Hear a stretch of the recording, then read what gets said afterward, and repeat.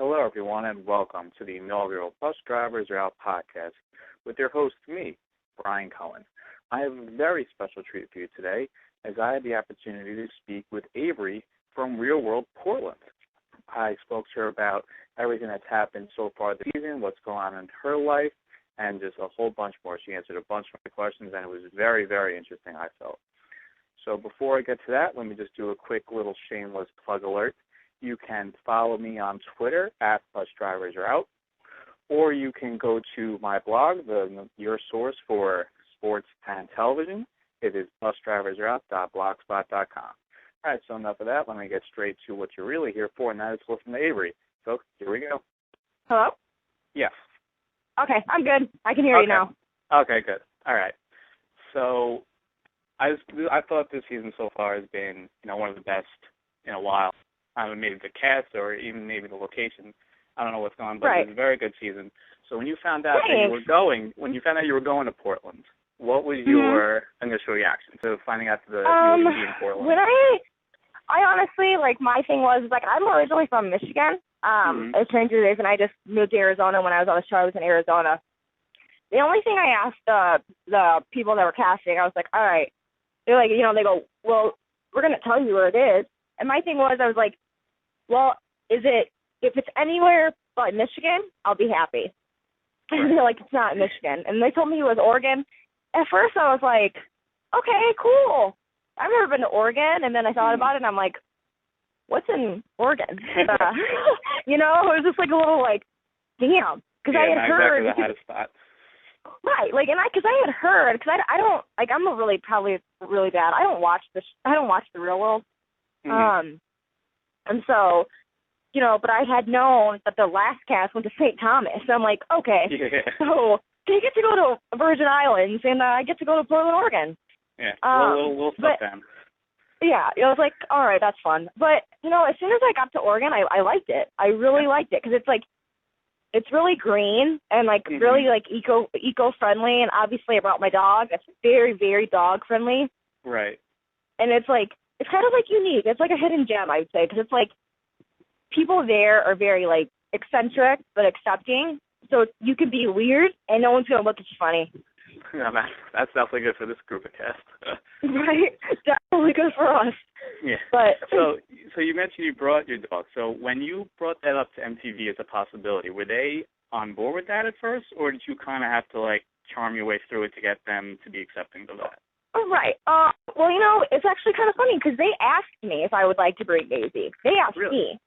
Yeah. Wow. And yeah, so they really, really wanted her. They were gung ho, and they, their thing was they asked me. It was probably a week before I actually left Arizona to go to Oregon.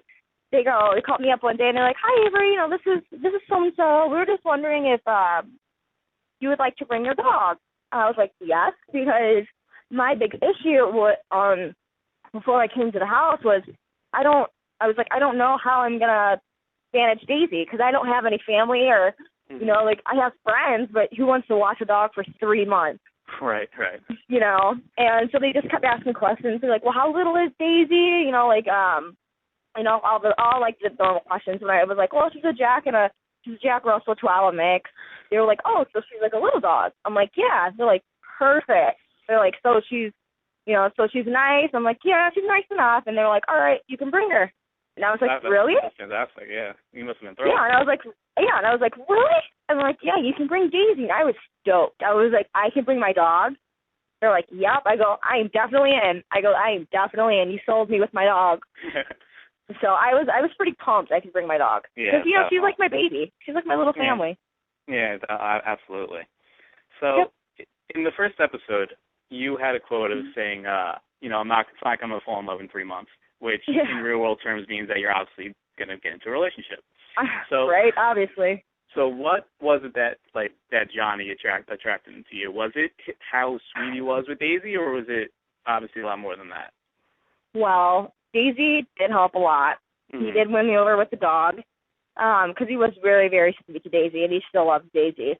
And he was funny. He was the one guy in the house that really just, besides Jordan and I are brother and sister.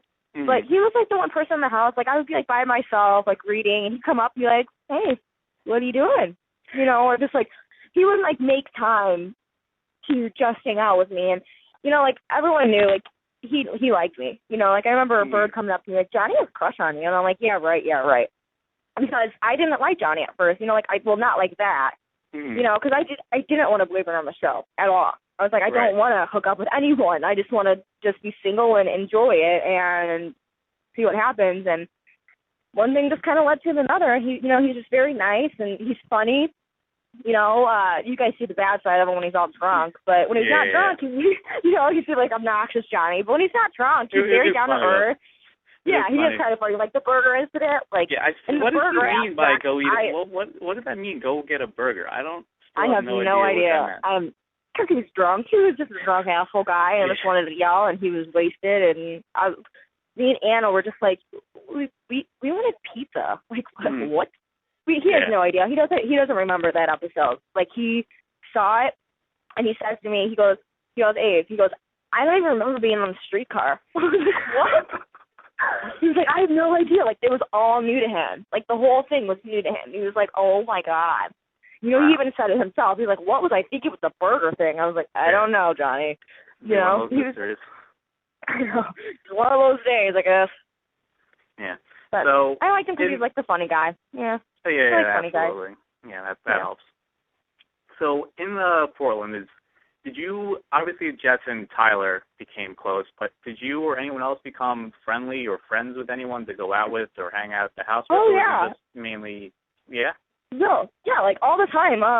Like I actually made a lot of friends in Oregon, mostly from Schmitza, actually, where I work, Pizza Schmitza. I have, like, I'm actually friends with Andre and, you know, the bartender Sean, and basically every single regular in Schmitza I could hang out with. You know, like they've told Johnny and I, you know, you guys can come out anytime. You have a place to stay. Like Schmitza was more of my spot than like any of like the clubs. Like I never really hung out at Splash, like maybe twice or three times. But I like the Schmitza aspect. You know, like I like not having to dress up all the time and just relaxing. Because I feel like at Schmitza they treated us like people and not like real world kids. They actually liked us for who we are and wasn't just trying to get on camera. Like, they didn't care about the camera. If anything, they just wanted the cameras to go away so they could just hang out. Yeah, it seemed like a very kind of relaxed job. They're encouraging you to get drinks and stuff like that. You don't really see that in many places. Yeah, like, we always talk to the locals. And, you know, and then the more I think about it, and I think actually, you know, as the season progresses, you'll see, like, the drama just, like, this is only the start. Let me just tell you that right now. Like, the drama... I mean, based on that trailer for the mid-season. Just starting, yeah. And I would have to say Schmitza was like a sanctuary for Marlon, Jordan, Johnny, and I. Like, that's where we could really, that's where we could relax and escape the drama and not talk about it and just kind of enjoy our time. I was just like, that was my kind of spot. So one of my questions I've always wondered about is, how much interaction are you allowed to have and do you have with the cameramen inside the house? Do you ever talk to them, go out with them, or are they just supposed to be like these people? No, we were never allowed to go out with them. With the camera people, they told us that they are unseen. They are seen but unseen. They do not talk to us. They do not interact with us. They just film them. They're just there. Okay, so they're basically just those like guards and they don't form any like with us, like they don't talk to us, they don't form any opinions, like, well, not with us, you know, they don't egg us on or anything. They are just there to observe and to film. Needless to say, on that aspect, you do know their names, you know, because they wear these little walkies and it says like their names, so you do like kind of screw around with them and goof around because you know they can't talk to you. Like that's the funniest thing. Like one of the camera guys or assistants, his name was Cully, and he never wore his little walkie with the tape on it, so I never knew his name. So they would like mic us up, and you know they're really not supposed to talk to us while they're micing us up, but we would always talk to them. You know, obviously we won't talk to them. So I'm like, "What's your name?" And he would be like, "I can't tell you my name." So I was like, "What do you mean, what's your name?" And he's like, just like shook his head, you know, like, "I can't talk to you, I can't talk to you." And I'm like, "I'm gonna name you." Yeah, like I named him. I named him Serpentine. I was like, your new name is gonna be Serpentine.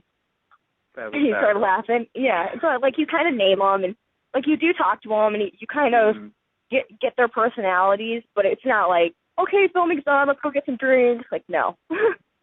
Nothing like that. Okay, yeah. Yeah. So one of the biggest moments early in the season was Joy's very anticlimactic departure. Now, on the show at least, it said that she left because she felt the job or whatever was demeaning for her, whatever that means. Is that actually why she left, or did she give you the actual story?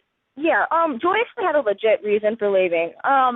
She just, she had a lot of obligations. She had just gotten a new apartment with her roommate, and her roommate was paying her half and Joy's half, so Joy felt really bad about that. Her boyfriend had just gotten knee surgery, so she kind of wanted to be home for that. It was just one of those times where it just didn't work out for her. Okay. Because it seemed like very coincidental that the person they brought in, Naya, is like this crazy, perfect real-world person. That it's imagine that MTV wouldn't cast her originally. So I thought that maybe Naya wasn't available for the first few weeks and they just needed a stand-in or something, because it seemed like MTV would be very kind of good with casting Naya as as an original member. Yeah. So I was just a little surprised. I don't know. I honestly think at first MTV wanted it to kind of go back to like the original like old school Real World where people actually try to get to know each other and connect and speak, talk about their life issues and grow from the experience. I think that's why they brought in Joy. Like, because at first we all were trying to know each other. We were all trying to talk and get to know each other, and then Naya comes and we didn't bond. That's obvious. Yeah, because she comes in and it's all fucking drama. And so it's like we never really got to know each other. Like we obviously we knew each other, but we never really got to like talk about how we were brought up, our issues, what we've overcome. We never really got to do that because we were so preoccupied with the Naya drama. Right. Yeah. So I think they're not stupid. Like MTV's not stupid. Like they obviously brought her in for ratings. They're very good at this stuff. Yeah. Yeah, like they brought her in for ratings. She had tried out for Real World like so many times. I think she like told us she made like 10 tapes. She probably just kept making them more and more extreme, probably, and then finally. Yeah, and they, like at first it would throw them off, But I don't know. Yeah. So the drama with Naya, the first one, the whole Jordan pool table, just really uncomfortable moment incident. What was the vibe? Awkward blowjob thing, weird. Exactly. What was the vibe in the house while that was going on, and kind of in the aftermath? Did you think this is surreal? Like, is this actually happening? What was going on in the house? Yeah, well, at first, knowing Jordan, first of all, knowing Jordan's not going to back down to anything. No. Jordan's just that type of person. Like, if you're going to challenge him, he's going to take that challenge. He doesn't care what it is or who you are. He's going to do it. So knowing that, at first I thought, she was just joking around, hee. But when Jordan actually was like, all right, you want to run your mouth and think that you're hot shot? Let's go and let's do this. My reaction was just like, what the fuck is happening? Where am I right now? Where am I right now? And then, it's like, ding, welcome to the Real World house. Exactly, because he just came out of nowhere, they were eating chips, and then all of a sudden, chaos. Yeah, I was shocked. When they're actually doing it, I actually hung out with Marlon on the patio because Marlon and I were just, blown away. Who is this girl? This is the first night you're in our house, and you're going to give Jordan a blowjob? What is happening? Who are you? So that was her actual first night? Yeah. I was dumbfounded.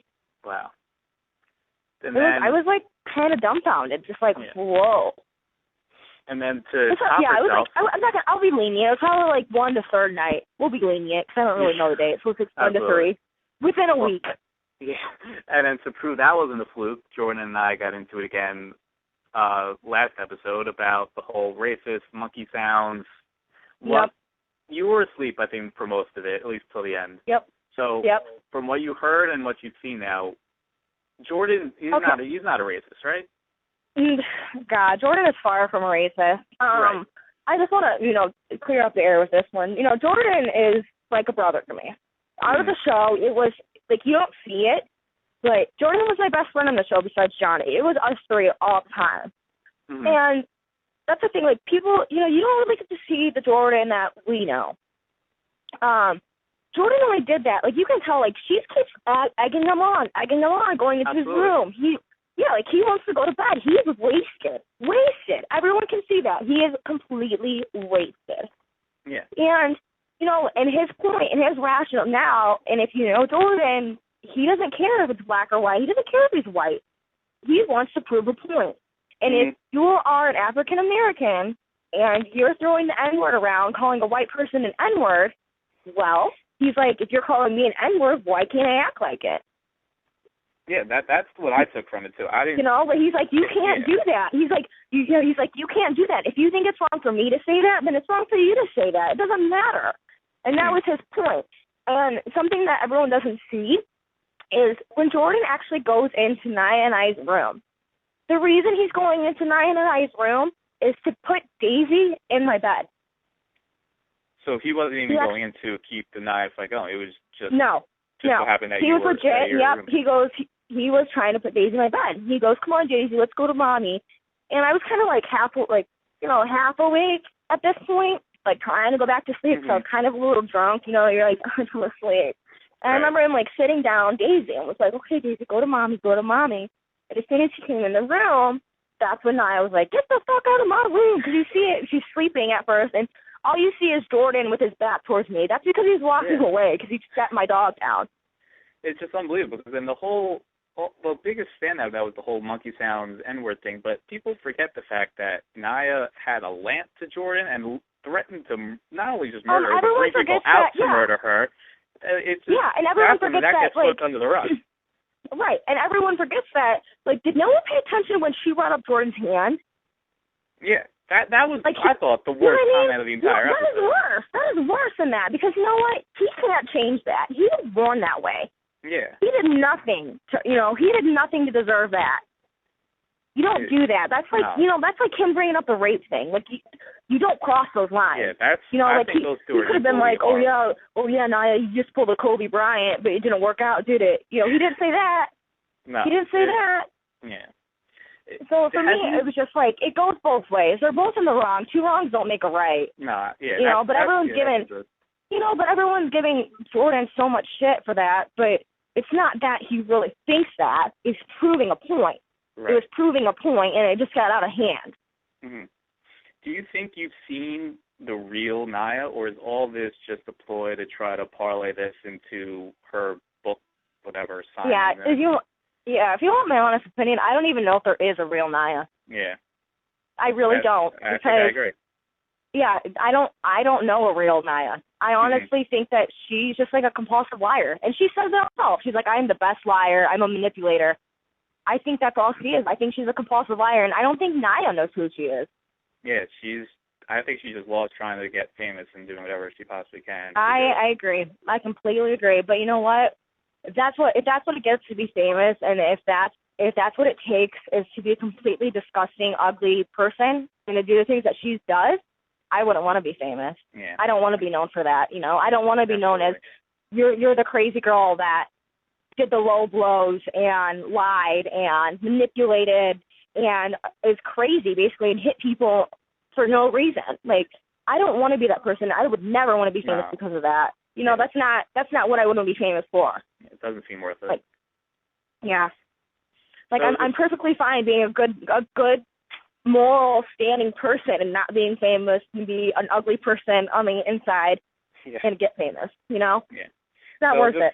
Yeah, so just getting away from Nia for a bit, because she's not obviously the only person on the show. Two of the people that I thought have gone in opposite directions, at least in terms of my likability, are Anastasia and Jess, especially in this past episode where Anastasia was sticking up for Jordan, wants to get the truth, and Jess is kind of antagonizing it, and at one point is breaking down crying for, I'm not entirely sure, with you having to console her. So what was your relationship with Jess and Anastasia throughout this whole season? Truthfully, I never really talked to Jessica, just for the fact that she's completely opposite of my life. Like, like she's in that bubble. She's mommy and daddy's princess baby. Like, she loves makeup and the hair and the clothes and whatever have you be, and that is not who I am, at all. Like, I moved out when I was 15 years old. I'm independent. I moved to Arizona all by myself. Like, I have nothing in common with that girl. Nothing. Mm-hmm. And as the fight is actually going on, I'm on the phone with, I think, my sister. So I don't really know, like, when the Marlon blowout comes up, I'm on the phone, like, in the phone booth, and Jessica comes over crying. You know, and, like, when someone's crying, it's like, what's wrong? You know, like, I'm a nice person. I'm like, what's wrong? You know, so I'm going to hug her. You know, and right. she just can't take that stress because she's never had to deal with that. Yeah, just living in a you know, bubble. and her, yeah, like, in Jessica's world, it's like a perfect world. No one yells at her. No one yells. Everyone gets along. And then you get in this house, and there's people that are screaming. She freaked out. Yeah. You know, like, yeah, she definitely is out of her element for sure. Yeah, definitely very naive when it comes to the house. Yeah. It was just because she even said a comment very early in the season, like something like, you know, my mom's the best friend. I don't have many friends at home. And I think now it's kind of starting to show why. Because I think she's underrated, socially awkward around most people. And now as the season goes on, I think it's really starting to make sense why she doesn't really have many friends. Yep. That's what we all agree on. Like, we don't think she knows how to make friends, you know? And the one thing I always told her was, like, just be yourself. Like, don't try to make other people happy. Don't try to be molded into what they are. Like, be Jessica. Like, who are you? Yeah. Like, think what you want to think. Believe in what you believe in and stand up for it. And she just couldn't do that. And I just, you know, I had nothing in common with her, and I didn't talk to her really. You know, I don't dislike the girl. I don't like the girl. She's just, like, indifferent. Like, she does nothing for me. Like, she's just kind of like a random person. Mm-hmm. Like, that's honestly how I felt. Like, I don't dislike her, but I'm not gonna call or tweet her or anything. Like, I have nothing. She does nothing for me, you know. Yeah. And then, like, she just does nothing for me. Like, she doesn't bring anything to the table. Anna was basically, besides Joy, before Nia came in, Anna's the only girl that I talk to outside the show. Really? Yeah. Well, and Joy. Like, Joy I talk, like, here and there, but Anna was the only person or the only girl that liked me, besides Joy, but Joy doesn't really count because she left. And Anna and I, you know, we had a lot in common. Yeah. Like, Anastasia and I had a lot in common. Like, we have the alcoholic fathers. We're both from Michigan. We both say pot. Like, we kind of, like, we're both kind of goofy. Like, we get each other. We click, like, right away. Right. Right away we click. She's definitely growing on me more and more as this season's gone along. At first I thought she was kind of always, like, butting into people's stuff and not really, but now it just seems like she's just very down to earth and very similar to you, like a normal person just on a reality show. Yeah. You know, and, like, you know, everyone has their moments. But, you know, for the most part, I like Anna, you know? Yeah. Yeah, no, she's growing on me too, definitely. Mm-hmm. So has there been anything that's happened so far that they haven't shown yet that you wish they had, or even something that they did show that you wish was really kind of shown in a different light you thought it would be? I know you said the email controversy whole thing was kind of messed up. Is there anything else to go along with that? Or no, not that. Like, the email thing I kind of already told. Like, I didn't read the email like everyone thought. And I was just like, no, guys. Like, that's hence why I didn't want to bring it up to Johnny. And that's why Johnny says, well, did you read the emails? And I'm like, no.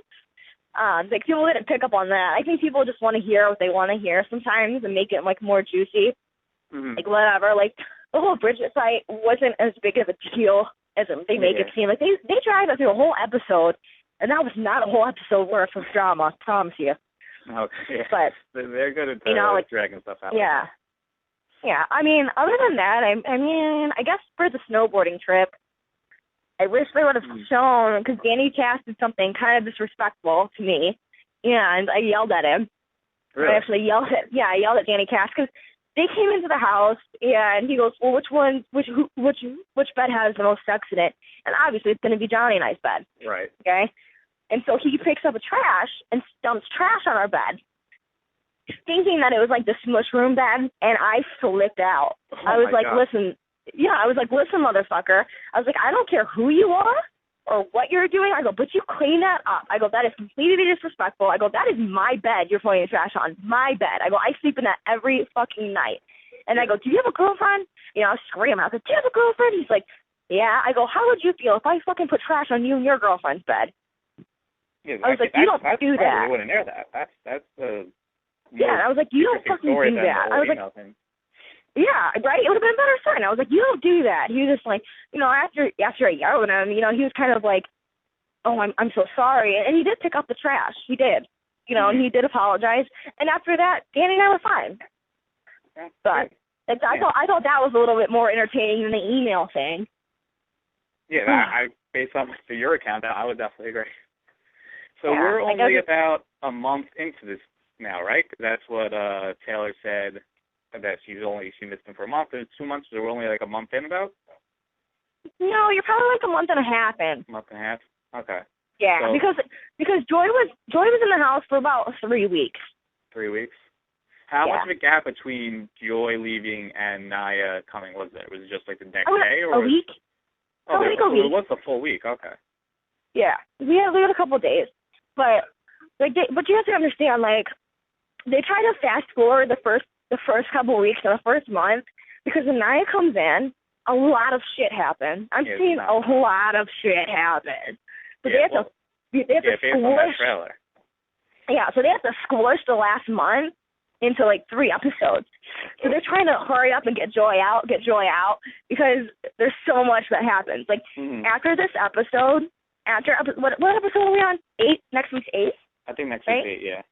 Yeah, so after this episode, it just gets insane. It just cranks up. Like, you're just going to be like, holy shit. Well, it looks like the big you and Naya fight's going to be detected very, very shortly. Yeah, that won't be shown, though, until later. They're going to make that so climatic, it's funny.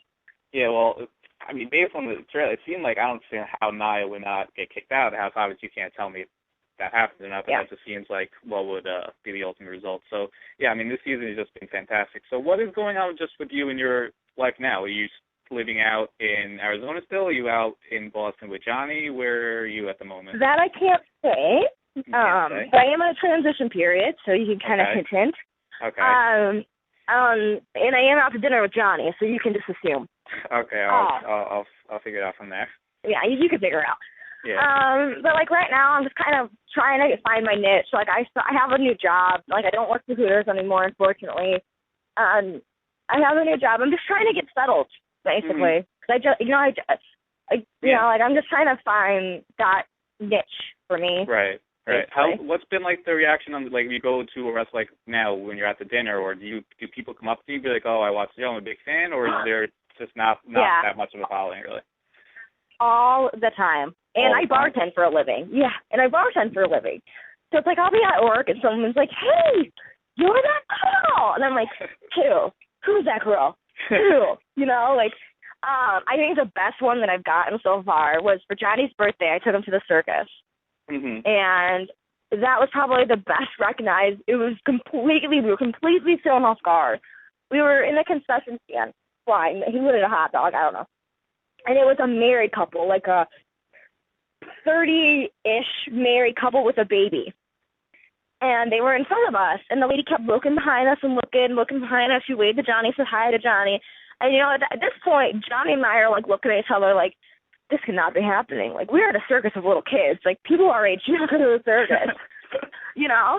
And she turns around. She goes, I have such a weird question to ask you, too. And we're like, yeah, go ahead. You know, she's a mom. You know, she's like 30 years old. Right. And we're like, yeah, what's up?